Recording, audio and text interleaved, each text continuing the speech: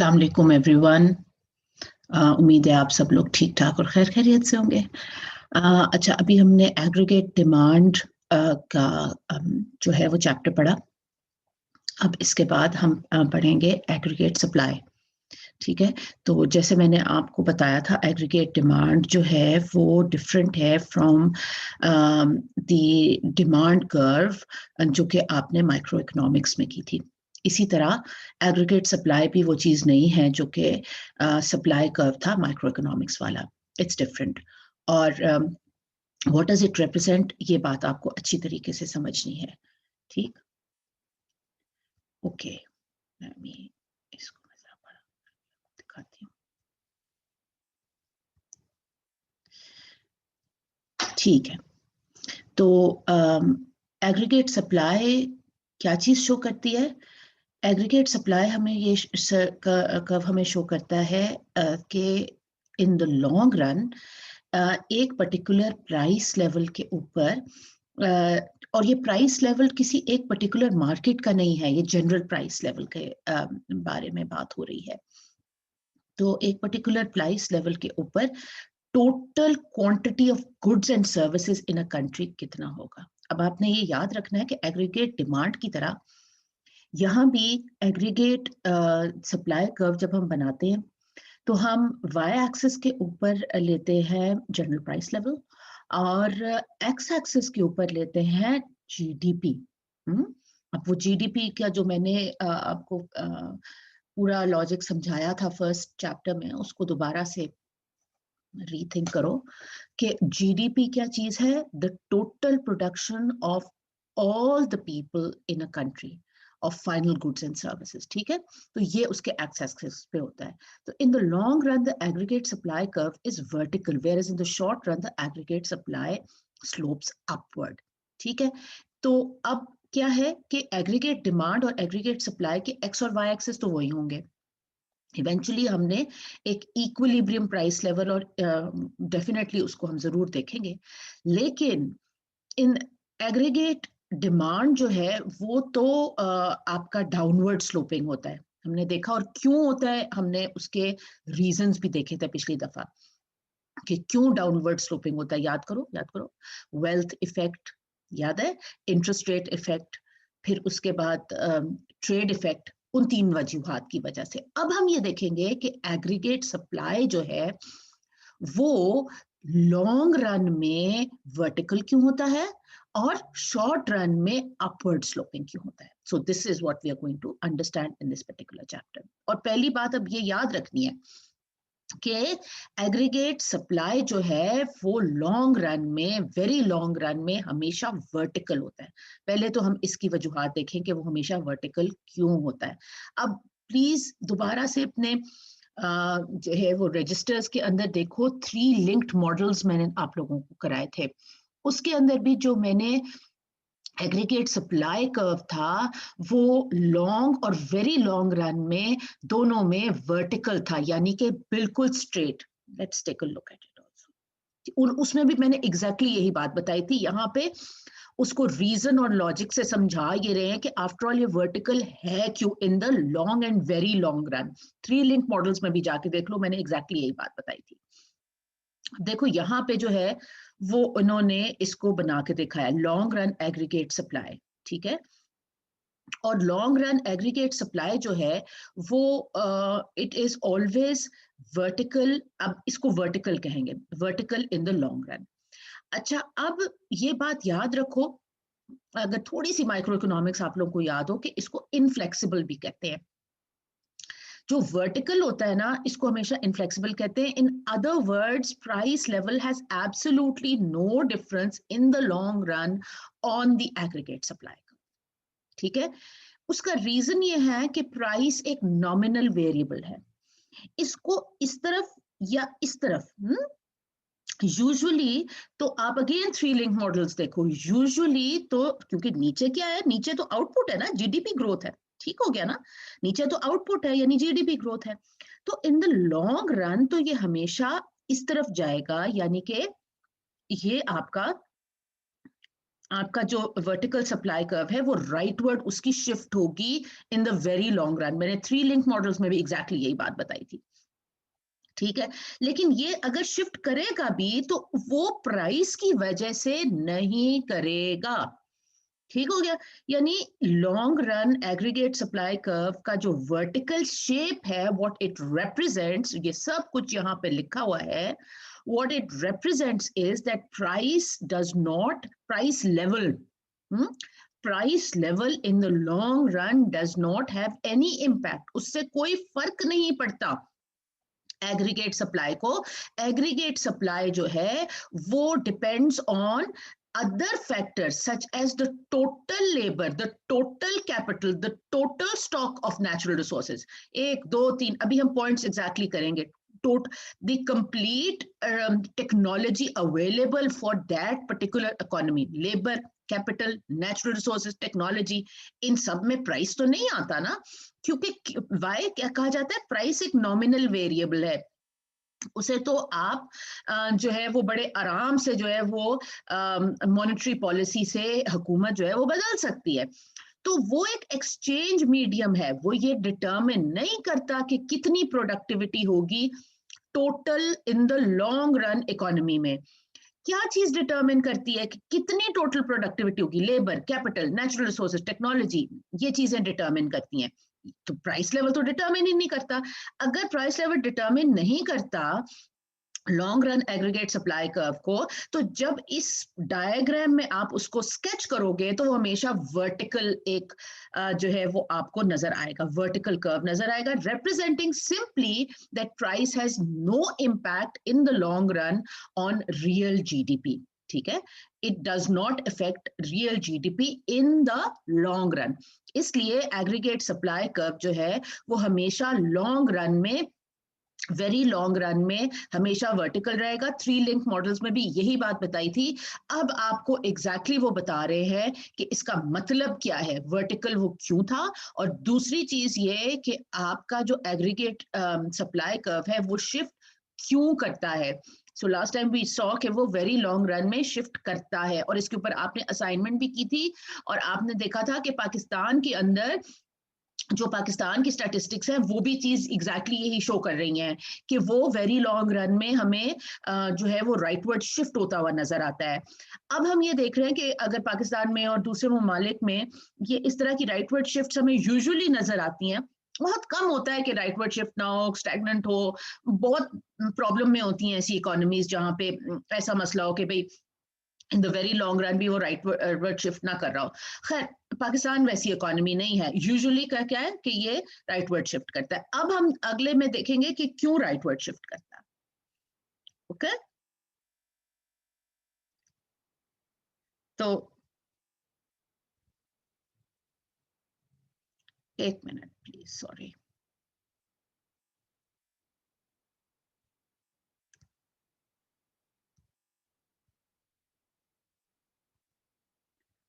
हाँ, यस जी, ये तो मैंने आपको दिखाया था। अब यहां पे आपको पता चलेगा कि ये राइटवर्ड शिफ्ट क्यों करता है।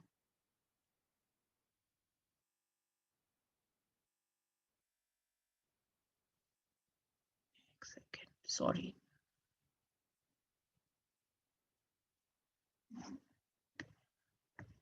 थोड़ा सा मेरे साथ प्रॉब्लम है, नहीं ये नहीं हमने देखा था।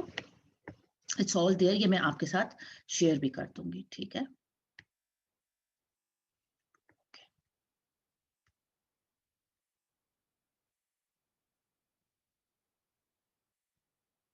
राइट, अच्छा। अब लास्ट स्लाइड में मैंने क्या बताया था कि ये राइटवर्ड शिफ्ट करता है, और अब ये देख रहे हैं कि ये राइटवर्ड शिफ्ट क्यों करता है। इसका रीजन ये है कि जो आप एक देखते हो, जो पहली तो बात ये कि जो आपको पिछले डायग्राम में भी हमने देखा, कहाँ पे प्लेस्ड है एक vertical supply curve, exactly where it is placed means कौन सा जीडीपी लेवल है जिसके ऊपर एक वर्टिकल सप्लाई कर्व है, ठीक है। That level is called the natural level of output. कई दफा इसको full employment भी कहा जाता है. Full employment does not necessarily mean that everyone is working. No, it means that जितने लोग जो काम करना चाहते हैं वो काम कर सकते हैं. ठीक है, जितने लोग काम करना चाहते हैं वो काम कर सकते हैं, उनके पास अपॉर्चुनिटीज है. यही इसी को हम पोटेंशियल आउटपुट भी कहते हैं. और इसको एक नेचुरल लेवल ऑफ आउटपुट भी कहते हैं at a particular point in time. ठीक है, नेचुरल लेवल ऑफ आउटपुट भी कहते हैं at a particular level in time. यानी given the labor and capital and technology available in the country, जो जिस जगह पे आपका aggregate supply curve, vertical aggregate supply curve होता है at a particular in a particular year, उसको कहा जाता है नेचुरल लेवल ऑफ आउटपुट. ठीक है, अच्छा, अब ये नेचुरल लेवल ऑफ आउटपुट जो है ये इससे ये रिस्टोर होता है, या आप इन अदर वर्ड्स ये भी कह लो कि यही जो है ये नेचुरल लेवल ऑफ आउटपुट ये जो है ये डिटरमिन करेगा कि कितना आउटपुट होगा. आउटपुट नहीं बदलेगा, ऑलराइट, प्राइस लेवल बदलेगा. आगे जाके हम देखेंगे वो एग्रीगेट डिमांड की वजह से लॉन्ग रन में बदलेगा, not because of aggregate supply. Aggregate supply is going to remain fixed. ठीक है, इनफ्लेक्सिबल को फिक्स्ड भी कह सकते हैं. 1 साल के लिए वो फिक्स्ड रहेगा. अब 3 से 4 यानी 3 से 5, 5 से 10 यानी वेरी लॉन्ग रन में वो शिफ्ट जरूर करेगा, यानी राइटवर्ड शिफ्ट करेगा. और वो क्यों करेगा? लेबर में चेंजेस आती हैं. देखिए हमारे मुल्क के अंदर खास तौर पे इन आवर कंट्री, अगर अपना सिनारियो हम देखें तो आपकी तरह के यंग बच्चे लेबर फोर्स को ज्वाइन करते हैं अराउंड 2 मिलियन अ ईयर. ठीक है, सो ऑब्वियसली आप लोग जब अपनी लेबर कैपेसिटीज ऐड करोगे तो आप लोग एक आउटपुट तो दोगे ना. तो वही आउटपुट जो है वो जब वो इंक्रीज होगा, when it increases the output, तो वो एक शिफ्ट नजर आता है हमें, वही वर्टिकल कर्व शिफ्ट होता हुआ नजर आता है हमें राइटवर्ड. इसी तरह कैपिटल, जिसमें के सबसे इंपॉर्टेंट चीज है technology, as the capital stock increases, ठीक है, over time capital stock also increases, productivity increases. और कैपिटल स्टॉक भी इंक्रीज करता है.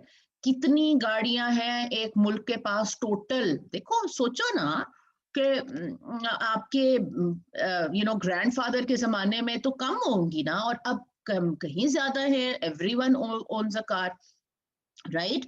तो जितना कुछ वो प्रोड्यूस हुआ पहली जनरेशन से भी, और आप लोग भी जो मिलके प्रोड्यूस कर रहे हैं, वो ओवर टाइम बढ़ता ही जाता है. तो यूजुअली बढ़ता जाता है. अगर खुदा न खास्ता कोई डेवस्टेटिंग किस्म की वॉर ना आ जाए, वो फिर आपको बिल्कुल पीछे कर देती है. तो अल्लाह से दुआ मांगनी चाहिए कि अल्लाह मियाँ कभी हमारे मुल्क में ऐसी सिचुएशन ना आए. हाँ, वो वॉर सिचुएशन एकदम जिसमें डिस्ट्रॉय हो जाती हैं इकोनॉमीज, वो और बात है. वो ना हो तो ओवर टाइम कैपिटल बढ़ता ही चला जाता है. लोगों की जो चीजें हैं वो बढ़ती चली जाती हैं. जब आप उनकी वैल्यू निकालते हो तो वही तो जीडीपी है. तो क्या मतलब हुआ कि रियल जीडीपी फिर आपको मूव होता हुआ नजर आएगा. Second point. Third point is change in natural resources. हाँ, ये भी इंपॉर्टेंट है. कई दफा कई ममालिक के अंदर ऐसा हुआ है कि वहां पे एकदम बहुत बड़े कोई रिजर्व्स लाइक ऑयल रिजर्व्स वगैरह डिस्कवर हो जाते हैं. तो वो फिर जो है वो वहां पे भी आपको एक सडन इंक्रीज नजर आएगी because of increase in natural resources. Usually natural resources जो है वो एक जितने रहते हैं. अक्सर जो चेंज आता है, शिफ्ट आता है, वो लेबर और कैपिटल की वजह से होता है, क्योंकि आपके लोग और ऐड हो रहे होते हैं, आपका कैपिटल स्टॉक इंक्रीज कर रहा होता है, टेक्नोलॉजी इंप्रूव हो रही होती है. मेरे ख्याल में उन्होंने नेक्स्ट पॉइंट लिखा है यहाँ पे, इससे मुराद कैपिटल स्टॉक की है. और उसके बाद नेचुरल रिसोर्सेज भी इंक्रीज हो रहे होते हैं. और हाँ जी, ये देखो, ये उन्होंने अलग से लिख दिया. I think that's much better कि आप पहले कह दो लेबर, फिर आप कह दो कैपिटल, फिर आप कह दो नेचुरल रिसोर्सेज, फिर आप कह दो टेक्नोलॉजिकल नॉलेज. देखो टेक्नोलॉजी भी इंप्रूव ही होती है ना ओवर टाइम. मतलब ये तो नहीं हो सकता कि आज की जो पुरानी नॉलेज थी वो खत्म हो गई, हमने अगली नॉलेज. मतलब लाइक कम से कम नेट आजकल 21st सेंचुरी में तो ऐसा नहीं होता कि जी आपकी जो टेक्निकल नॉलेज है वो बैकवर्ड चली जाए। तो technical knowledge always increases, technical knowledge always increases, and therefore it is shown as a rightward shift in the aggregate demand curve. ये इसको इन्होंने यहाँ पे जो है वो इसको इन्होंने फर्दर एक्सप्लेन किया हुआ है। अच्छा, अब यहाँ पे अगर आप देखो तो aggregate demand and aggregate supply को दोनों को इन्होंने इकट्ठा अगले डायग्राम में दिखाया है, और वो डायग्राम आपको क्या दिखा रहा है, long run growth and inflation. देखिए अच्छा, लॉन्ग रन ग्रोथ और इन्फ्लेशन जो मैं आपको पहले भी बता रही थी, मैंने क्या बताया था, मैंने आपसे कहा था कि एग्रीगेट सप्लाई और प्राइसेस का आपस में लॉन्ग रन में कोई ताल्लुक नहीं है। May be in the short run में फर्क पड़ता है, क्योंकि वो भी हम देखेंगे कि एग्रीगेट सप्लाई कर्व को इकोनॉमिस्ट समझते हैं कि अपवर्ड राइजिंग है, लेकिन लॉन्ग रन में यानी कि जनरली स्पीकिंग 3 से 5 साल तक का भी अरसा हो जाए तो उसमें फर्क नहीं पड़ता प्राइसेस से एग्रीगेट सप्लाई पे। लेकिन फिर प्राइसेस डिटरमिन कैसे होती हैं, वो डिटरमिन होती हैं आपकी एग्रीगेट डिमांड और एग्रीगेट सप्लाई के इक्विलिब्रियम पॉइंट से। वो डिटरमिन करता है inflation in the long run. Inflation का मतलब price level which usually keeps increasing also.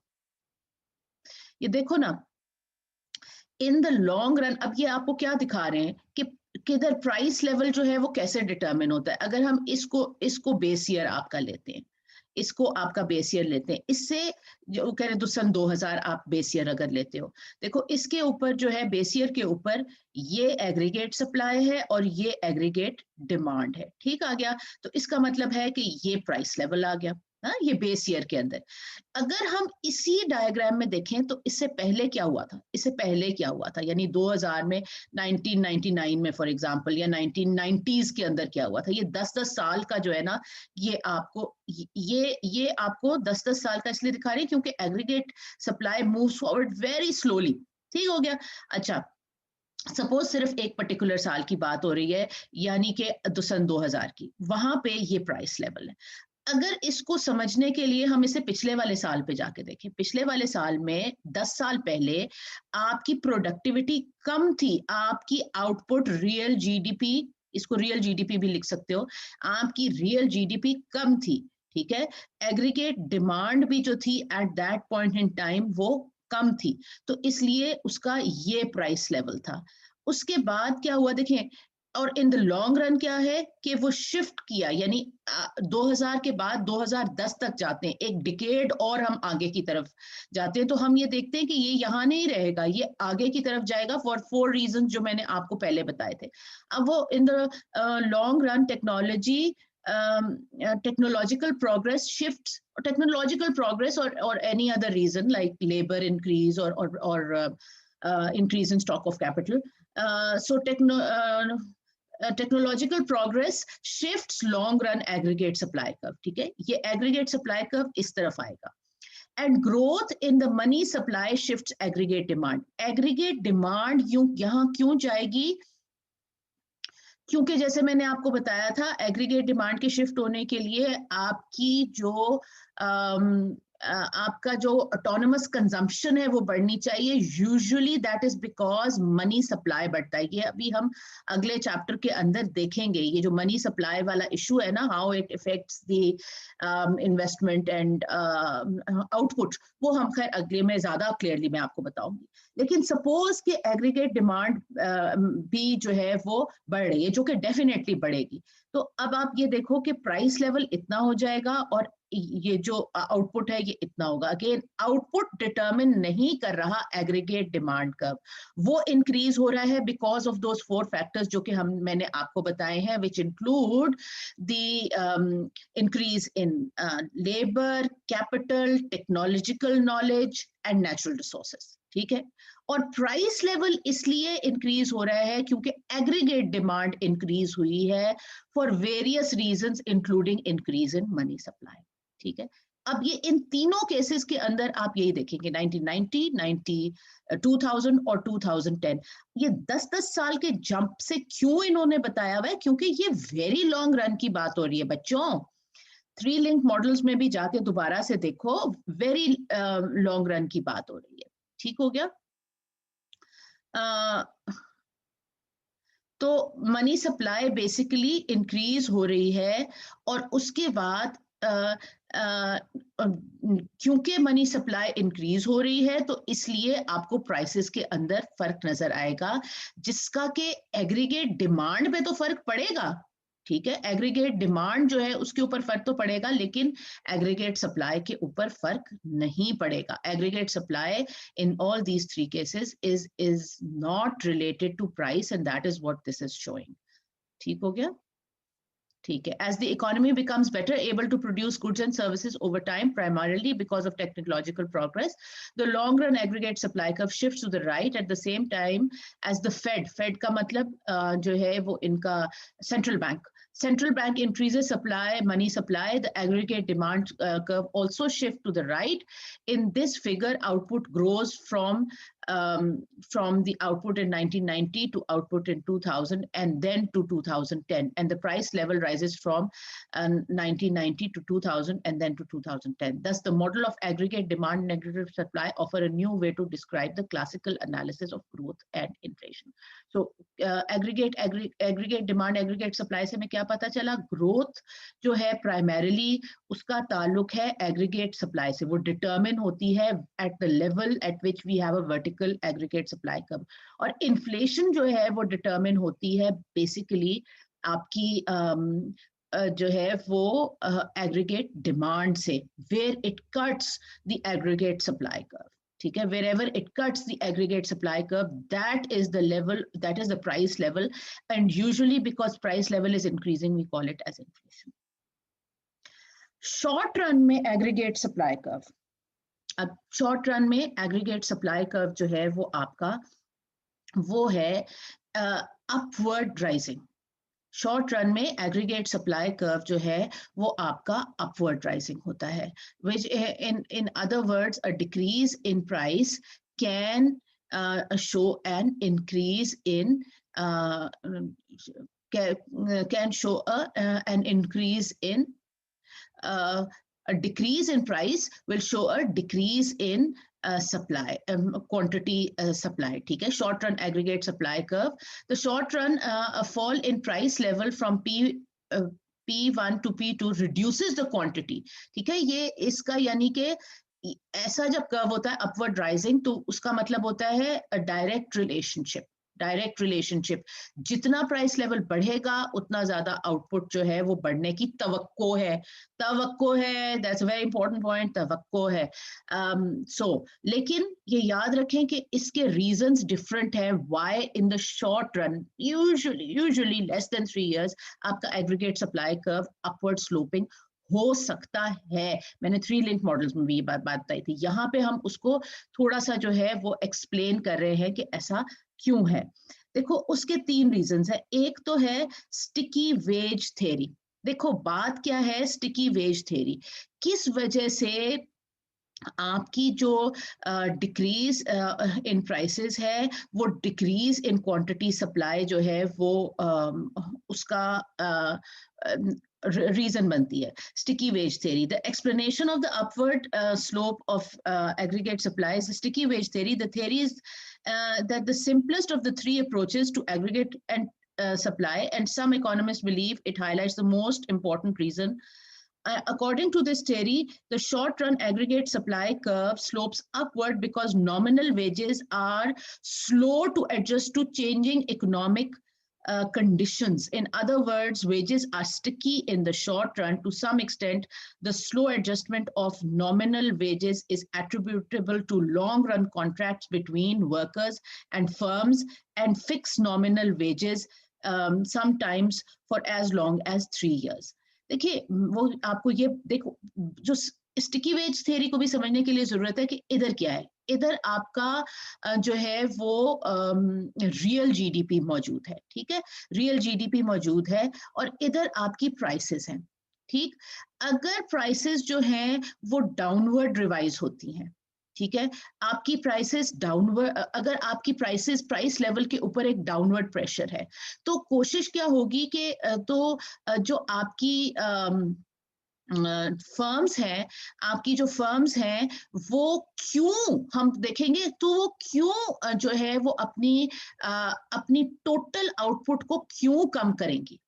अगर प्राइस लेवल्स जो हैं वो घट रहे हैं तो क्यों अपनी टोटल जो आउटपुट है उसको कम करेंगी। एक उसका रीजन है स्टिकी वेजेस, ठीक है, स्टिकी वेजेस, उसका मतलब ये है कि जो जब प्राइस लेवल कम होगा तो लोग जो हैं और लोगों जो है वो जो वर्कर्स हैं, एम्प्लॉयज हैं, वो नहीं कहेंगे कि जी हम कम पैसे लेने को तैयार है। इसको स्टिकी वेजेस कहते हैं कि एम्प्लॉय तो उतना ही पैसे मांगेंगे और कई दफा उनके साथ कॉन्ट्रैक्ट्स भी हुए होते हैं, तो वो तो नहीं मानेंगे कि हम कम पैसे लेंगे। इसलिए जो जनरली फर्म्स हैं उनके पास कोई चॉइस ही नहीं रह जाएगी सिवाय इसके कि वो कुछ वर्कर्स को फारिग कर दें और अपनी जो सप्लाई है उसको कम करते हैं। ये है स्टिकी वेज थ्योरी कि जब प्राइस लेवल कम होगा तो देखें असूली लॉन्ग रन पर्सपेक्टिव में तो ये होना चाहिए कि जब प्राइस लेवल कम हो तो जो आपके एम्प्लॉयज हैं वो भी कम पैसे मांगे, लेकिन ऐसे नहीं होता। एम्प्लॉयज और जो फर्म्स हैं उनके अंदर कॉन्ट्रैक्ट हुआ होता है, तो इसलिए यूजुअली वो आपके पैसे कम नहीं करते। जब वो पैसे कम नहीं करते तो फर्म्स के पास कोई चॉइस नहीं है इसके अलावा कि वो जो है वो अपना जो फर्म्स हैं वो अपना आउटपुट कम करते हैं, ठीक है, पहली चीज। दूसरी एक और थ्योरी है जिसे कहते हैं sticky price theory, sticky price theory, which means कि इवन जो फर्म्स हैं वो अपने प्राइसेस को कम करना नहीं चाहती। उसको स्टिकी प्राइस थ्योरी को कई दफा मेन्यू कॉस्ट भी कहा जाता है, मेन्यू कॉस्ट। यानी कि देखो, एक फॉर एग्जांपल उसने कहा है कि एक रेस्टोरेंट की एग्जांपल ले लो, एक अगर जो है वो प्राइस लेवल जो है वो कम भी हो जाएगा, अगर प्राइस लेवल कम भी हो जाएगा तो वो अपना मेन्यू चेंज नहीं करेगा इन द शॉर्ट रन, यानी कि जो है वो प्राइसेस उतनी की उतनी ही दिखाएगा, ठीक है। सो इट प्राइस ये स्टिकी हो जाता है, यानी कि प्राइस लेवल एडजस्ट नहीं कर रहा होता according to the new prices, उसको न्यू प्राइसेस के साथ एडजस्ट करने में टाइम लगता है। और क्योंकि वो प्राइसेस में टाइम लगता है, और अगर फॉर एग्जांपल जो है वो लोगों को अगेन क्योंकि प्राइस लेवल कम हो गया है लेकिन मेन्यू कॉस्ट उतनी ही है, तो ओवरऑल एक आउटपुट के ऊपर डाउनवर्ड प्रेशर पड़ेगा, यानी प्राइस लेवल गिरने से और मेन्यू कॉस्ट के ज्यादा होने से एक डाउनवर्ड प्रेशर बनेगा। To see how sticky prices explain aggregate supply curve upward. Suppose that each firm in the economy announces its prices in advance based on the economic conditions to prevail over the year. Suppose further that after prices are announced, the economy experiences an unexpected contraction in money supply. ठीक है, money supply आपकी कम हो जाती है, ठीक है। Although some firms reduce the prices quickly in response to unexpected changes in economic conditions, many firms want to avoid additional menu costs. उनके menus छप चुके हैं. As a result, they temporarily lag behind in cutting their prices because these lagging firms have prices that are too high after sales decline. Declining sales in turn causes these firms to cut back on production and employment.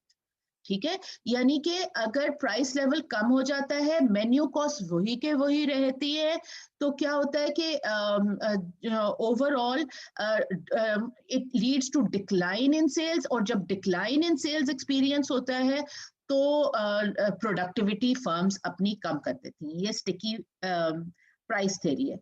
और फिर आपकी आ जाती है एक misperception theory.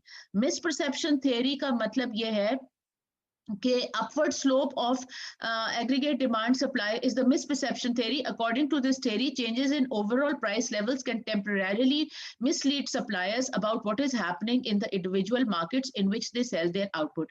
As a result of these short-run misperceptions, suppliers respond to changes in the price level and this response leads to an upward sloping aggregate supply curve. ठीक है, ये जो relative prices have fallen, लेकिन लोग इसके साथ to see how this works, suppose that overall price level falls below the level that suppliers expected.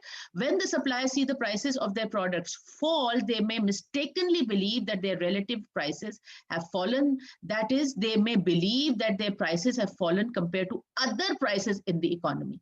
ठीक है, तो जब प्राइस लेवल फॉल कर रहा होता है, चाहे जो सप्लायर्स है उन्हें उनका अपना प्रोडक्ट की प्राइसेस फॉल ना भी कर रही हो, लेकिन उनको एक मिसपरसेप्शन हो जाती है, मिसपरसेप्शन यानी गलतफहमी हो जाती है कि शायद प्राइसेस जो है वो फॉल करेंगी. They may infer from this observation that reward for producing wheat or whatever product is temporarily low, and they may respond by reducing the quantity of their product.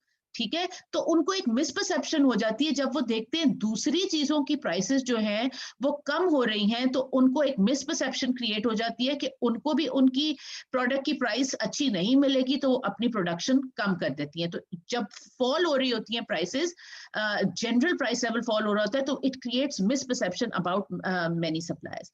इसको सम अप करने के लिए कहा जा सकता है कि जो शॉर्ट रन के अंदर जो आपका आउटपुट सप्लाइड है वो आपका नेचुरल लेवल है, और plus the actual level minus expected level. ये जो एक्सपेक्टेड लेवल है ये तीनों में डिफरेंट है. There are 3 alternative ways for explanation, ये मैंने आपको बता दिया है. ओके, सो ये ए क्या शो कर रहा है? Number that determines how much output responds to unexpected changes in price level. ठीक है, ये जो है ये तो नेचुरल लेवल ऑफ आउटपुट है, लॉन्ग रन आउटपुट है. लेकिन यहाँ पे हम देखते हैं जो 3 मैंने आपको थेरीज कराई हैं, which is the sticky wage, sticky price and misperception theory. इन तीनों की वजह से आपके नेचुरल रेट ऑफ आउटपुट में जो है वो प्राइस थोड़ा बहुत चेंज लेके आ सकती है. कितना चेंज लेके आएगी, ये जो ए है ये बता रहा है how much output responds, how much it responds in the short run to unexpected changes in price level. ठीक है, जब unexpected changes in price level होते हैं तो वो कितना होता है, कितना वो रिस्पॉन्ड करेगा to natural level of output. और इसीलिए कई दफा ये कहा जाता है कि नेचुरल, कुछ इकोनॉमिस्ट जो क्लासिकल इकोनॉमिस्ट वो कहते हैं आप इसको छेड़ने की कोशिश मत करें. अगर आप छेड़ने की कोशिश करेंगे तो क्या होगा कि वो डिविएट करेगा from the natural level of output, and that can also have a negative impact, overall negative impact in case of causing inflation and not really doing anything for the output. और दूसरा जो है वो point of view वो कहता है कि नहीं जी, हो सकता है शॉर्ट रन में आउटपुट भी थोड़ा बहुत बढ़ जाए, एक आउटपुट के ऊपर एक पॉजिटिव इम्पैक्ट आए. तो ये एक बड़ी डिबेट है इकोनॉमिक्स के अंदर. और यहाँ पे वो अगेन आपको ये भी बात बता रहे हैं कि जो शॉर्ट रन एग्रीगेट सप्लाई है वो शिफ्ट करता है backward and forward because of the reasons. जो एग्रीगेट सप्लाई कर्व के लॉन्ग टर्म के रीजंस हैं वो तो इस पे अप्लाई करते ही हैं, लेकिन इन the short run expected price level is that particular factor which can move the aggregate short run aggregate supply curve backward and forward in the short run, क्योंकि but in the long run it does not matter. but जो long run के factors हैं वो तो उसको affect करेंगे. देखो ये यहाँ पे दोबारा से आपको बता रहा है अपवर्ड सप्लाई कर्व क्यों है, क्योंकि स्टिकी वेज थ्योरी है, और ये 3 रीजंस हैं जिसकी वजह से हमें पता चलता है कि जी the aggregate supply जो है वो upward sloping हो सकता है. इन 3 theories ये बात predict करती हैं कि it can be upward sloping in the long run because it does not adjust very quickly to these kind of unexpected changes in the prices, in the price levels. ठीक है, तो इसीलिए हम ये देखते हैं कि जो एग्रीगेट सप्लाई कर्व है वो ये जो 1, 2, 3, 4 ये वही फैक्टर्स हैं जो लॉन्ग रन के हैं. तो ये तो उसको शॉर्ट रन को इफेक्ट करेंगे ही करेंगे, इसके अलावा ये एक और expected changes in expected price level जो है ये भी शॉर्ट रन में एग्रीगेट सप्लाई को इफेक्ट करता है और इसी वजह से aggregate supply curve upward sloping हो सकता है. So this fifth is the only factor which is different from which will shift aggregate supply curve in the short run, and the other factors are the same as those affecting the long run aggregate supply curve as well. इसके ऊपर base करके आपने assignment number 5 बनानी है. ठीक हो गया?